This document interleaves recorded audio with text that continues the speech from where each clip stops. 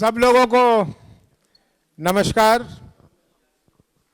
यहाँ आने के लिए आज के दिन खास करके बहुत बहुत धन्यवाद आप लोगों का। आज बहुत ही विशेष दिन है।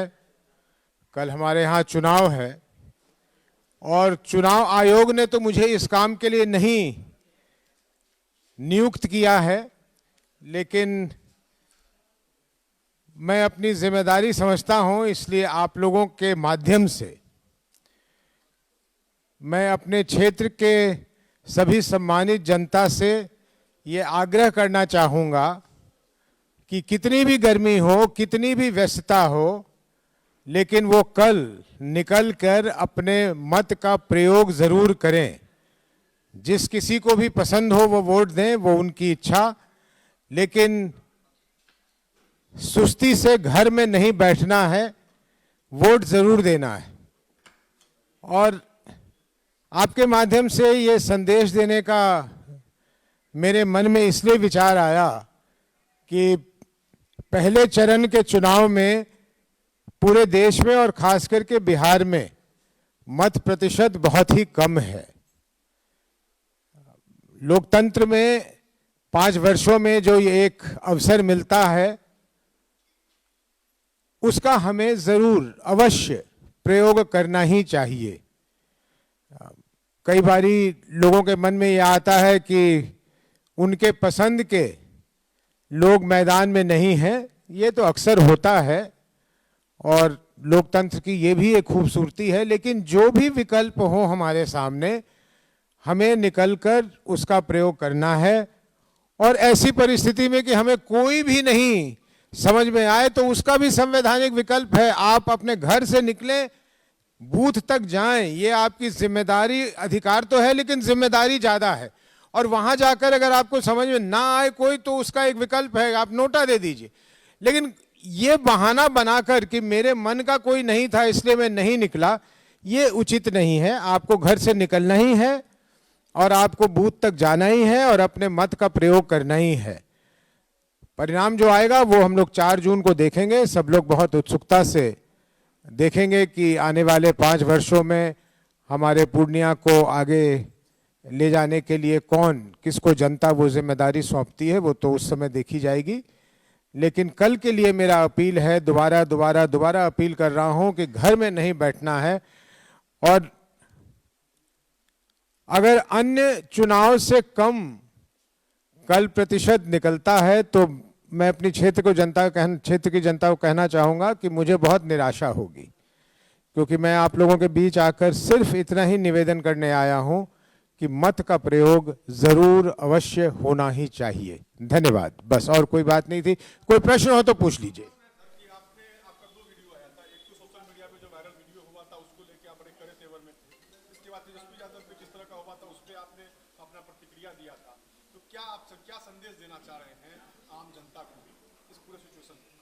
प्रफुल्ल जी, आज के दिन में और कोई चर्चा नहीं करना चाहता था, क्योंकि किसी अर्थ का अनर्थ ना लगे, लेकिन आपने पूछा है, जवाब दूंगा। देखिए, जो पहली वीडियो की बात आप कर रहे हैं, एक राजनीतिक दल ने मेरे वीडियो को, जो मेरा वीडियो है, उसके ऊपर अपना संदेश लगाकर चला दिया था। वो गलत है। अगर वो मेरे वीडियो का प्रयोग करना चाहते, वो तो वैसे ही सार्वजनिक था, मैं उसमें कोई आपत्ति न दिखलाता न कहता। लेकिन ऊपर और नीचे अगर मेरे नाम का संदेश, जिसे मैं न गलत कहूंगा न सही कहूंगा, वो अनुचित है, तो इसलिए मुझे स्पष्टीकरण देने के लिए वो वीडियो डालना पड़ा कि साहब ये मेरे दिए गए हुए शब्द नहीं हैं और इसको तुरंत विड्रॉ किया जाए। और उसमें मैंने ज़रूर ये एक मजाक के तर्ज पे कह दिया था कि गठबंधन के बड़े बड़े नेता अगर आपके लिए जन समर्थन एकत्रित नहीं कर रहे हैं तो आप मेरे वीडियो का सहारा ले रहे हैं। लेकिन मुख्य बात ये थी कि वो वीडियो के ऊपर और नीचे दिए गए जो संदेश थे वो गलत थे। वीडियो मेरा है, वो तो है ही मेरा, वो उसमें तो कोई दिक्कत नहीं। दूसरी वीडियो का जो आपने ही किया, देखिए पूरा पूर्णिया शर्मसार हुआ उस दिन, और बिना किसी हिचक के प्रफुल्ल जी, जबकि ना मुझे किसी राजनीतिक दल से मतलब है, ना वहाँ के जो लोग थे उससे मतलब है, लेकिन मैं सबों से, सभी पूर्णिया वासी की तरफ से तेजस्वी यादव जी से क्षमा मांगता हूं कि पूर्णिया में उनके साथ ऐसी घटना को अंजाम दिया गया जो वो पूर्णिया की संस्कृति नहीं रही है। हमारे यहाँ अतिथि को अतिथि का सम्मान दिया जाता है। अपनी अपनी बात कहिए, अपने ढंग से कहिए, कोई उसमें परेशानी नहीं। लेकिन ये कहने के बाद जो उसके प्रतिक्रिया में बातें आई और खास करके एक सज्जन ने बात किया, उसकी तो कोई मेरे पास शब्द ही नहीं है कि उसका मैं किस तरह से उसकी निंदा करूं, और वो भी सोशल मीडिया पर लाइव आकर के। तो मैं तो प्रशासन से ये उम्मीद करता हूं, और चुनाव का समय है इसलिए मैं अपने प्रशासन को और उन पे दबाव नहीं डालना चाहता, लेकिन ये प्रशासन की जिम्मेदारी है कि सोशल मीडिया पे अगर इस तरह की भाषा का प्रयोग हो रहा हो तो उस पर तुरंत कार्रवाई होनी चाहिए। और मैं समझता हूं कि जिस प्रत्याशी के या जिसके भी वो जिस दल के वो समर्थक हैं जिन्होंने ये बातें कही हैं, उस दल के बड़े नेताओं को इसका संज्ञान लेकर और तुरंत ऐसे लोगों पर कार्रवाई करनी चाहिए। ये तो हमारे पूरे समाज के लिए एक विचित्र संदेश है। ये इसको चुनाव से क्या लेना देना है? चुनाव में 3 लोग मुख्य तौर से खड़े हैं, और भी लोग हैं, सबको मेरी शुभकामना, लेकिन मुख्य तौर से 3 लोग खड़े हैं। जनता चुन लेगी किसके हाथ में बागडोर देना चाहती है। इसमें इतनी उत्तेजना की और पूरा चुनाव का प्रचार काल बीत गया, और मुझे बहुत ही अच्छा लगा कि कोई अप्रिय घटना या किसी तरह की चीज नहीं हुई, और ये अंत में आके इस तरह की बात होनी, ये हम लोगों को शर्मसार करती है। पूर्णिया के लिए अच्छा नहीं है, पूर्णिया का इतिहास ये नहीं है, और पूर्णिया के लोग ये नहीं चाहते। और मैंने अपने वीडियो में कहा है कि मैं होने भी नहीं देंगे। मैं इसको दोबारा फिर से कह दूं, किसी के मन में यह संशय नहीं रहना चाहिए, कोई जीते कोई ना जीते वो जनता जानेगी, लेकिन इसकी जिम्मेदारी हम लोगों के ऊपर है कि पूर्णिया के साथ किसी तरह की ये अप्रिय चीजें नहीं होंगी। क्योंकि और इसका कारण क्या है? कारण यह है कि उदंड करने वाले और गलत प्रवृत्ति के लोग की जो भी कहीं भी संख्या होती है, वो शांतिपूर्ण ढंग से रहने वाले लोगों से कहीं कम होती है। इसलिए हम लोग और हमारा समाज कभी भी ये बर्दाश्त नहीं करेगा कि पूर्णिया को हम किसी तरह भी वो पीछे अतीत काल में ले जाएं जो कभी हुआ करता था। ऐसा नहीं होगा। तो यही 2 बातें थी, इसी वजह से मुझे आवश्यक हुआ कि मैं वो वीडियो डालूं।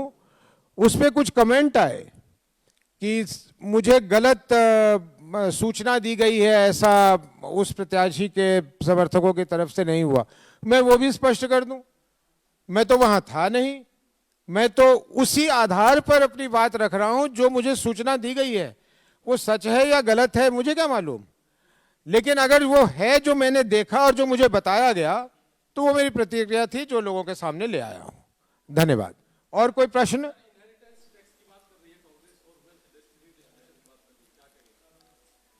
मैं कांग्रेस का सदस्य नहीं हूं, लेकिन जनता तो हूं, इसलिए आपको बता दूं कि कांग्रेस के घोषणा पत्र में कहीं भी इस बात की जिक्र नहीं है कि वो इनहेरिटेंस टैक्स लाएगी, बल्कि ये जो इनहेरिटेंस टैक्स था जिसे हम डेथ ड्यूटी कहा करते थे, ये तो कांग्रेस के जमाने में था और कांग्रेस ने ही इसको समाप्त किया था।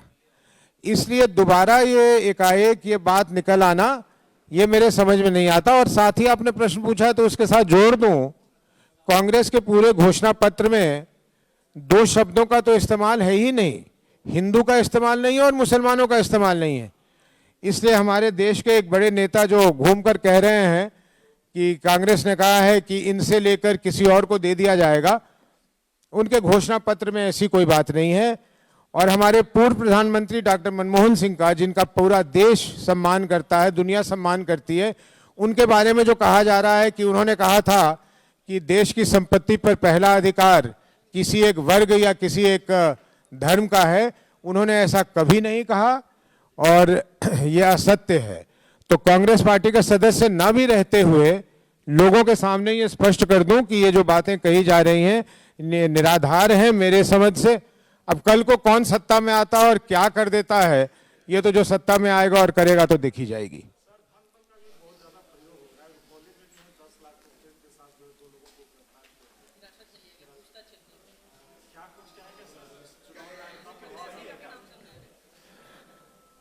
अगर ये बात सही है कि चुनाव में प्रयोग होने वाले 10 लाख रुपए पकड़े गए हैं, इसका दोष किस पे मढ़ा जाए? मैं तो जानता नहीं किसके पकड़े गए हैं, मेरे पास कोई सूचना नहीं है। लेकिन फर्ज करते हैं किसी उम्मीदवार का है, उम्मीदवार ये पैसे किस में बांट रहा है? मतदाताओं में बांट रहा है। तो दोष तो मैं मतदाताओं की दूंगा कि आप क्यों पैसे ले रहे हैं, आप जान रहे हैं कि आपको पैसे क्यों दिए जा रहे हैं, आपके मत को खरीदने के लिए पैसे दिए जा रहे हैं। तो अगर आप अपना मत बेचिएगा तो फिर आने वाले 5 वर्षों तक आपके पास कोई अधिकार नहीं रहेगा कि आप अपने हक को मांगिए, और आपकी हक नहीं दी जाएगी आपको, क्योंकि पैसे देकर अगर उसके बदले में उसने आपका मत ले लिया है तो वो तो ये कह सकता है कि साहब आपने कौन सा काम किया, मैंने आपको पैसे दिया, आपने मुझे मत दिया। तो इसकी जिम्मेदारी तो घूम फिर कर उन पे आनी चाहिए जो ये पैसों को स्वीकार कर रहे हैं, और जो कर रहे हैं, जो प्रत्याशी या जो दल, वो क्योंकि गैर कानूनी काम कर रहे हैं, इसलिए कानूनी कार्रवाई जो उन पे होनी चाहिए, न्याय संगत वो होगी, वो होनी चाहिए और होनी चाहिए।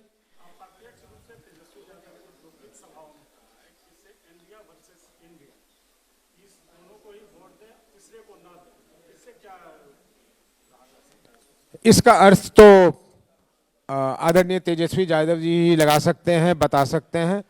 मैं इतना ज्ञानी नहीं हूं, मैं उनके आत्मा में घुसकर नहीं समझा सकता कि वो क्या कहना चाह रहे थे, लेकिन अमूमन लोग ऐसे नहीं बोलते। हाँ, और कोई प्रश्न? बहुत बहुत सब लोगों को धन्यवाद और अग्रिम बधाई कि कल आपके यहाँ शांतिपूर्ण ढंग से मतदान हो जाए और हम लोगों के जो चाहते हैं वैसा उस अनुकूल 4 तारीख को परिणाम भी आ जाए, पूर्णिया आगे बढ़े, हम सब की यही कामना है। बहुत बहुत धन्यवाद, नमस्कार।